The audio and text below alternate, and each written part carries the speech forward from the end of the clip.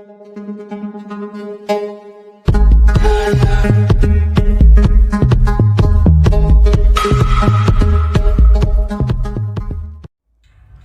apa kabar? Semoga kamu dan keluarga semua dalam keadaan sehat ya.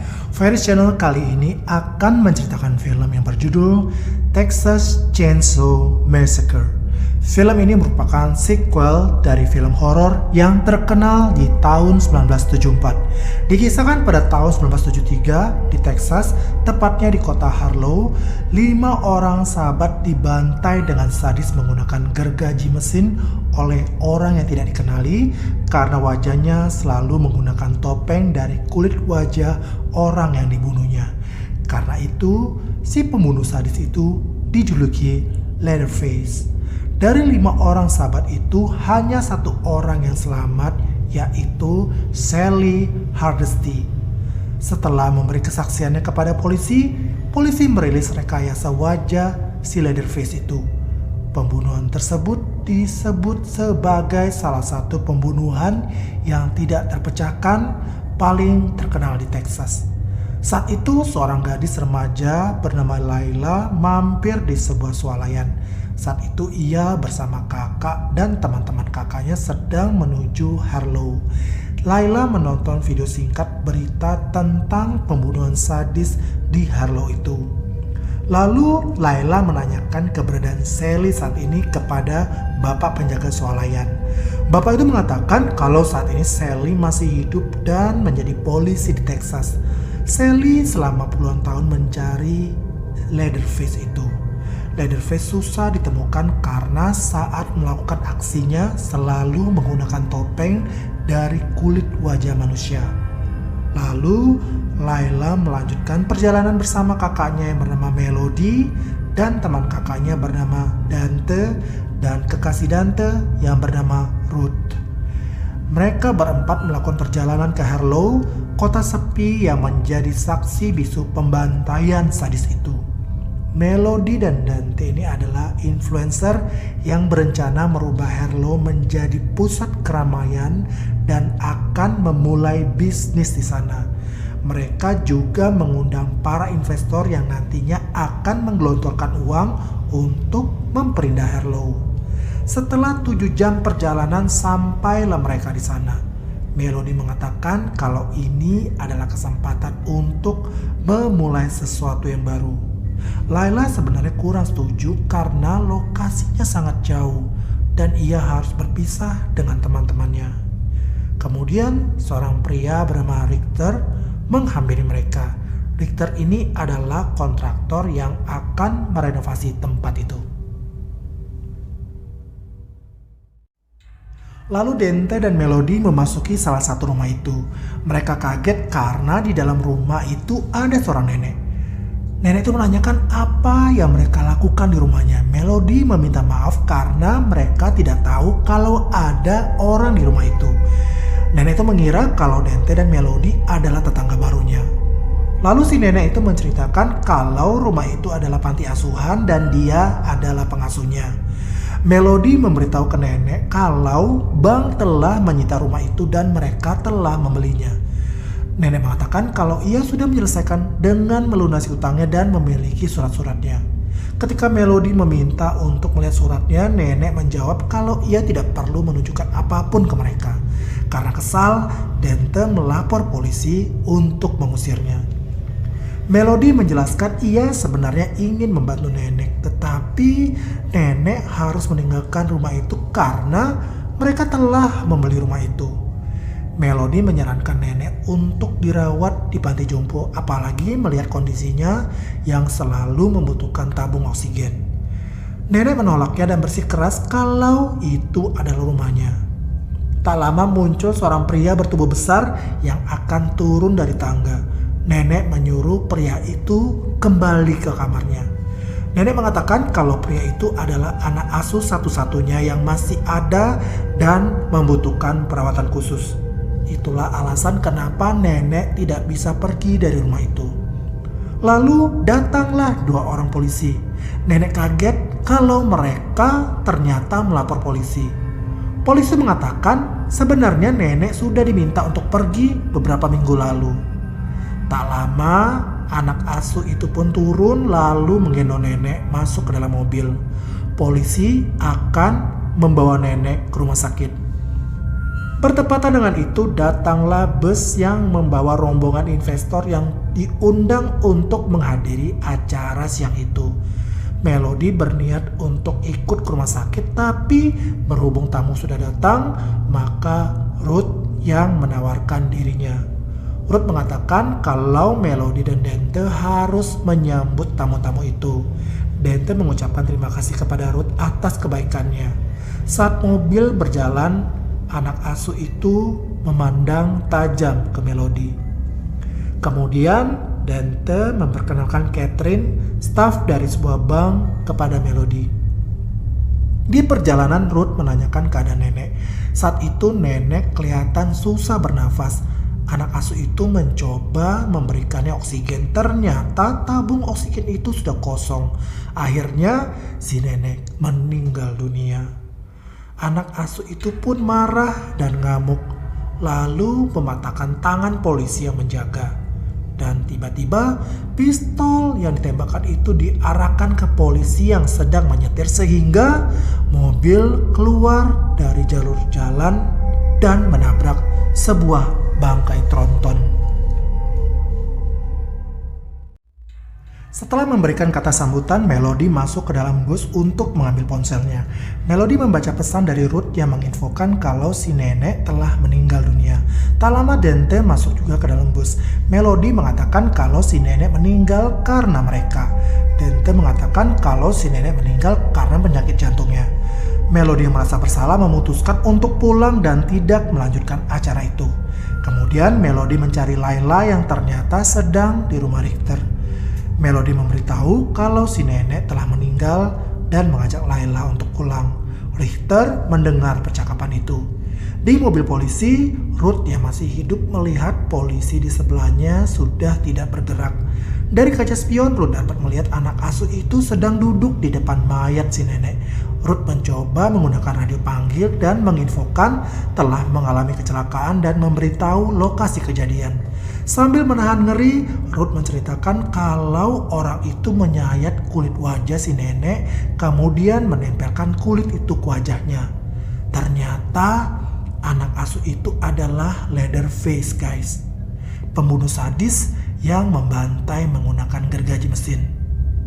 Bapak penjaga swalayan yang lewat depan radio panggil mendengar pesan dari Ruth itu. Saat itu polisi di sebelahnya siuman. Ruth berbisik menyuruhnya tidak bersuara, tetapi tiba-tiba saja Leatherface sudah mendekati polisi itu, lalu memukul kepala polisi itu hingga tewas. Ketika Leatherface pergi, Ruth melepas seatbeltnya. Lalu Ruth mengeluarkan kepalanya dari jendela untuk melihat di mana Leatherface berada. Tapi saat ia menoleh ke belakang, ternyata Leatherface sudah ada di jendela mobil. Lalu memecahkan kaca jendela dan menarik kakinya. Kemudian Ruth bernasib sama, tewas dibunuh Leatherface. Kemudian Leatherface pergi meninggalkan tempat itu. Kemudian Melody berpamitan kepada Catherine meninggalkan acara karena sedang tidak enak badan. Dante menyuruh Melody untuk membawa mobilnya.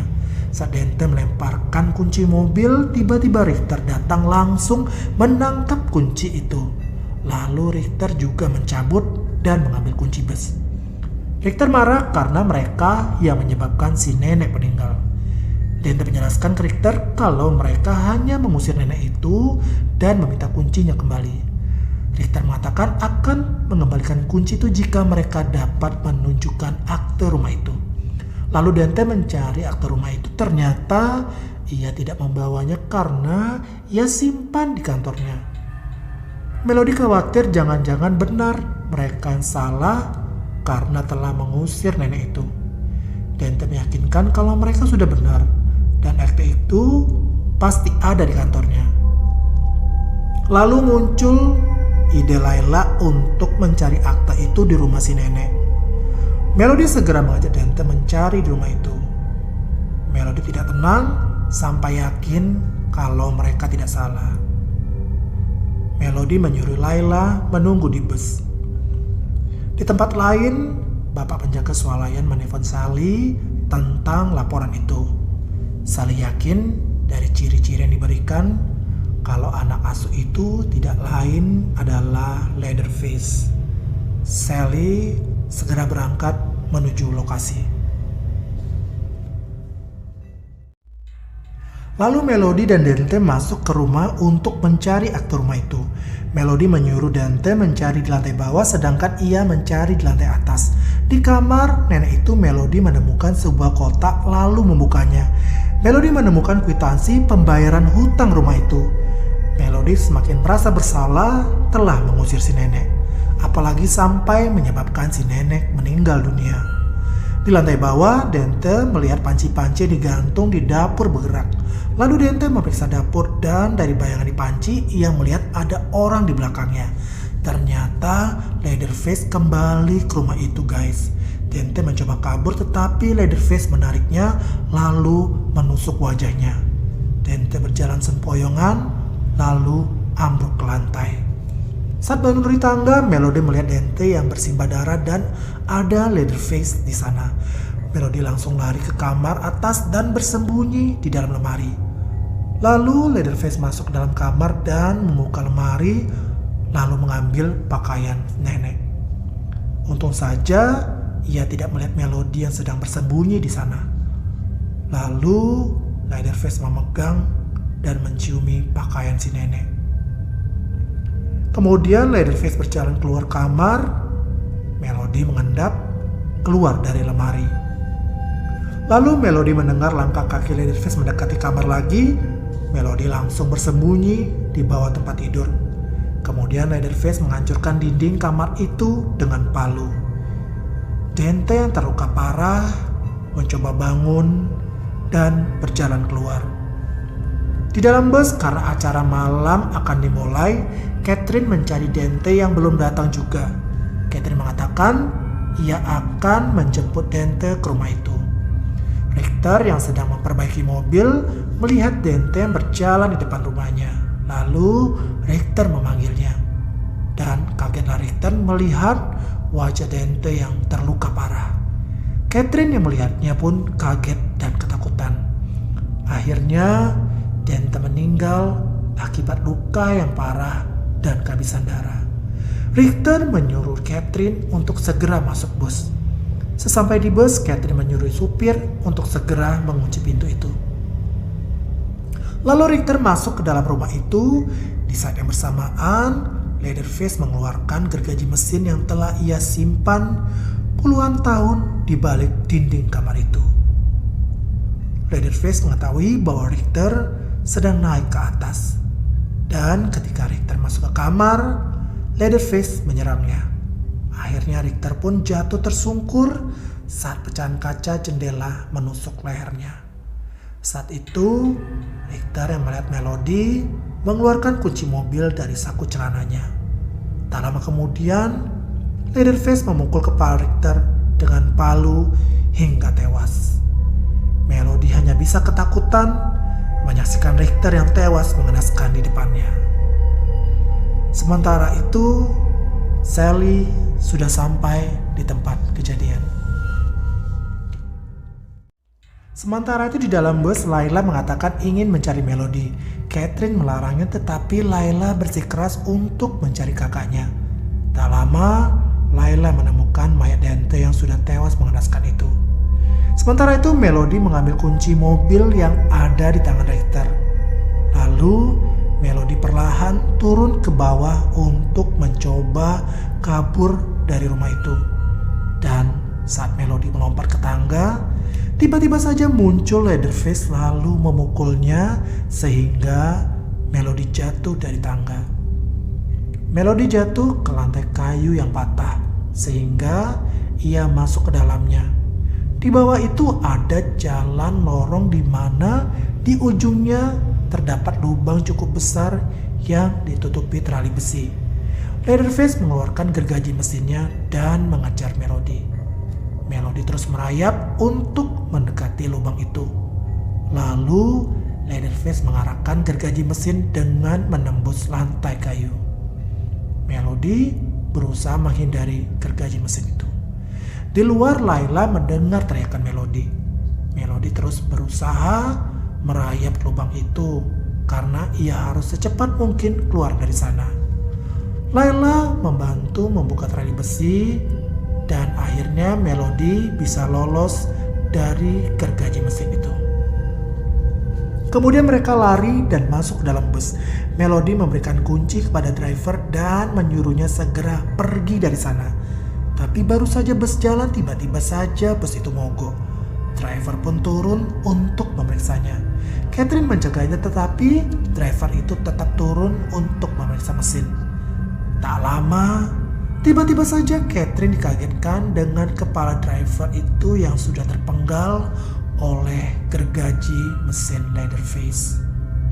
Kemudian Leatherface pun masuk ke dalam bus itu. Semua orang yang ada di dalam bus itu pun tak luput dari gergaji mesin Leatherface. Semuanya tewas dengan mengenaskan. Tetapi untunglah Melody dan Layla bisa kabur melalui lubang yang ada di atas toilet bus itu. Saat mereka berlari, ada mobil polisi datang. Ternyata itu adalah mobil Sally. Sally menyuruh mereka masuk ke dalam mobil. Melody menyuruh Sally untuk segera jalan, tapi Sally mengatakan kalau ia sudah menunggu 50 tahun untuk membalas dendam atas kematian teman-temannya. Sally menyuruh mereka menunggunya di mobil. Melody dan Layla berteriak mencegahnya, tetapi Sally sudah bulat tekadnya untuk membunuh Leatherface. Tak lama kemudian, tiba-tiba Leatherface memecahkan kaca mobil dengan gergaji mesinnya. Melody dan Layla berteriak ketakutan. Lalu terdengar tembakan dan mengenai tubuh Leatherface. Ternyata Sally yang menembaknya. Sally mengatakan kalau kali ini ia tidak akan membiarkan Leatherface lolos. Saat Sally menembaknya lagi, Leatherface langsung lari menghindar dan bersembunyi. Saat Sally mendekati di tempat Leatherface bersembunyi, tiba-tiba Leatherface lari secepat kilat menyerang Sally dengan gergaji mesinnya. Terjadi perkelahian antara mereka. Sally sempat menusuk perut Leatherface dengan pisau belati, tapi berikutnya Leatherface menusuk perut Sally dengan gergaji mesin. Melody mencoba menolong Sally dengan cara menabrak Leatherface. Leatherface langsung melempar tubuh Sally, kemudian melemparkan gergaji mesin itu ke depan mobil yang membuat Melody kaget sehingga mobil menabrak masuk ke dalam sebuah rumah. Kaki Melody terjepit dan tidak bisa keluar. Lalu Melody menyuruh Layla untuk segera pergi karena Leatherface akan segera mendekati mereka. Dan benar saja Leatherface mendekati Melody. Lalu Melody meminta maaf kalau ia telah mengusirnya dan ibu asuhnya. Lalu ketika Leatherface akan menggergaji tubuh Melody, tiba-tiba saja Layla datang dan berteriak memanggil Leatherface.